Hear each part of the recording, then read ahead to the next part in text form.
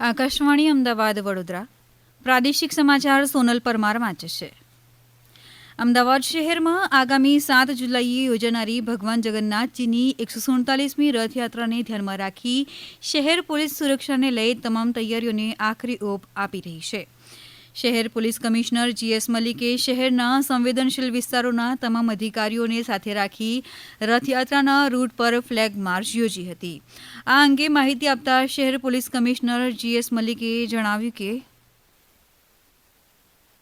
ભગવાન શ્રી જગન્નાથજીની જે રથયાત્રા હોય છે એ અમદાવાદ પોલીસ માટે એક સૌથી મોટો બંદોબસ્ત આખા વર્ષમાં ગણીએ તો એ બંદોબસ્ત સૌથી મોટો હોય છે. એના અનુસંધાને આજે તમામ આપણા અધિકારીઓ અને જે બીજા ઇન્સ્પેક્ટરો વગેરે છે તમામ આ રૂટ જોઈ લે. એ લગભગ 16 કિલોમીટરના રૂટ છે. આજે લગભગ 100થી ઉપર ગાડીઓ છે, એમાં બધા અધિકારીઓ છે આખા અમદાવાદના જે છે. લગભગ મારા હિસાબથી કરીબ 500 કે આસપાસ પ્લસ હશે, 500થી 700 કે આસપાસના.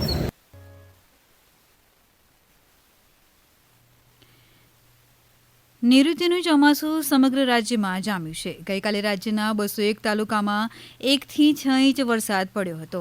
આજે દક્ષિણ ગુજરાત અને સૌરાષ્ટ્રના કેટલાક ભાગોમાં વરસાદના પગલે રેડ એલર્ટ આપવામાં આવ્યું છે. આજે સવારથી જ ગિરનાર, માણાવદર, ઉપલેટા, કુતિયાણા સહિત અનેક વિસ્તારોમાં ધોધમાર વરસાદ વરસ્યો હતો, તો ખંભાળિયામાં બારે મેઘ ખાંગા થયા હતા. રાજ્યના વિવિધ જિલ્લાઓમાં ભારે વરસાદની સ્થિતિને જોતા 9 જેટલી NDRFની ટીમો તૈનાત કરાઈ છે, જેમાં નર્મદા, કચ્છ, રાજકોટ, વલસાડ, દેવભૂમિ દ્વારકા, ગીર સોમનાથ, ભાવનગર, અમરેલી અને સુરતમાં ટીમો તૈનાત કરાઈ છે. હવામાન વિભાગે આજે બનાસકાંઠા, પાટણ, મહેસાણા, સાબરકાંઠા, ગાંધીનગર, ખેડા, અમદાવાદ, આણંદ, પંચમહાલ, દાહોદ, મહીસાગર, વડોદરા, છોટાઉદેપુર, સુરેન્દ્રનગર, રાજકોટ, જામનગર, પોરબંદર, જૂનાગઢ, મોરબી, દ્વારકા, ગીર સોમનાથ, કચ્છ તેમજ દીવમાં ગાજવીજ સાથે હળવાથી મધ્યમ વરસાદની આગાહી વ્યક્ત કરી છે. જ્યારે કે બોટાદ, ભાવનગર, ભરૂચ, નવસારી, સુરત, વલસાડ, દમણ અને દાદરાનગર હવેલીમાં ભારે વરસાદની શક્યતા છે. અમારા પ્રતિનિધિ જગત રાવલ જણાવે છે કે ખંભાળિયામાં 4 કલાકમાં 5 ઇંચથી વધુ વરસાદ ખાબક્યો હતો. ખંભાળિયામાં નગર ગેટ્સ, રામનાથ, સોની બજાર સહિતના વિસ્તારોમાં કેડસમાં પાણી ભરાયા હતા, જેને પગલે વાહન વ્યવહારને અસર થવા પામી હતી. એટલું જ નહીં, ખંભાળિયાના અનેક રહેણાંક વિસ્તારોમાં પાણી ભરાયા હતા. જામનગરમાં તમામ તાલુકાઓમાં વરસાદ પડી રહ્યો છે. રણજીત સાગર ડેમમાં 2 ફૂટ પાણીની આવક થઈ છે. જામનગરમાં છેલ્લા 24 કલાકમાં વરસાદની સ્થિતિ જોઈએ તો કાલાવડમાં 21 મિલીમીટર, જામનગરમાં 43, જોડિયામાં 6, ધ્રોલમાં 4, લાલપુરમાં 29, જામજોધપુરમાં 38 મિલીમીટર જેટલો વરસાદ નોંધાયો હતો. જામનગર તાલુકાનો વાગડિયા ડેમ ઓવરફ્લો થયો છે. દક્ષિણ ગુજરાતના અનેક જિલ્લામાં ભારે વરસાદની સ્થિતિ છે. તાપીમાં ભારે વરસાદ બાદ ઉકાઈ ડેમમાં પાણીની આવક ચાલુ છે.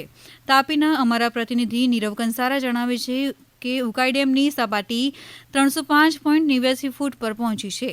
હાલ ઉકાઈ ડેમમાં 6,362 ક્યુસેક પાણીની આવક થઈ છે. ડેમમાં હાઇડ્રો મારફતે કેનાલમાં 800 ક્યુસેક પાણી છોડવામાં આવી રહ્યું છે. તાપીમાં વધતા પાણીને પગલે મહારાષ્ટ્રના હથનુર ડેમના 2 દરવાજાઓ ખોલવામાં આવ્યા છે. હથનુર ડેમમાંથી 1,971 ક્યુસેક પાણી છોડવામાં આવ્યું હતું. ભરૂચના અમારા પ્રતિનિધિ વાહિદ મશદી જણાવે છે કે ભરૂચના મોટાભાગના તાલુકાઓમાં વરસાદની સ્થિતિ છે. છેલ્લા 24 કલાકમાં વાત કરીએ તો ભરૂચમાં 4 ઇંચ, ઝઘડિયામાં 1.5, વાગરામાં 2.5, જંબુસરમાં 1 અને આમોદમાં 17 મિલીમીટર વરસાદ પડ્યો હતો. આ ઉપરાંત અંકલેશ્વરમાં 2.5 ઇંચ, હાસોટમાં 3 ઇંચ, વાલિયામાં 2 ઇંચ, નેત્રંગમાં 1 ઇંચ વરસાદ ખાબક્યો હતો. દેશભરમાં આજે wings and stethoscope healers of hope વિષયવસ્તુ સાથે રાષ્ટ્રીય તબીબ દિવસની ઉજવણી કરવામાં આવી રહી છે. રાજ્યમાં મુખ્યમંત્રી ભૂપેન્દ્ર પટેલે સામાજિક માધ્યમથી તબીબોને રાષ્ટ્રીય તબીબ દિવસની શુભેચ્છા પાઠવી હતી. રાજ્યમાં આરોગ્ય ક્ષેત્રે કારકિર્દી બનાવવા માંગતી દીકરીઓ માટે સરકારની મુખ્યમંત્રી કન્યા કેળવણી નિધિ યોજના અમલમાં છે. અત્યાર સુધીમાં આ યોજના હેઠળ 19,776 વિદ્યાર્થીનીઓને 573.50 કરોડ રૂપિયાની નાણાકીય સહાયનો લાભ અપાયો છે. વર્ષ 2023-24માં 4,982 તબીબી શાખાની વિદ્યાર્થીનીઓને આ યોજના હેઠળ 171.55 કરોડ રૂપિયાની સહાય ચૂકવવામાં આવી છે. આકાશવાણીના અમદાવાદ વડોદરા કેન્દ્ર પરથી પ્રાદેશિક સમાચાર પૂરા થયા. આ સમાચાર આપ અમારી YouTube channel AIR news Gujarat પર પણ સાંભળી શકશો.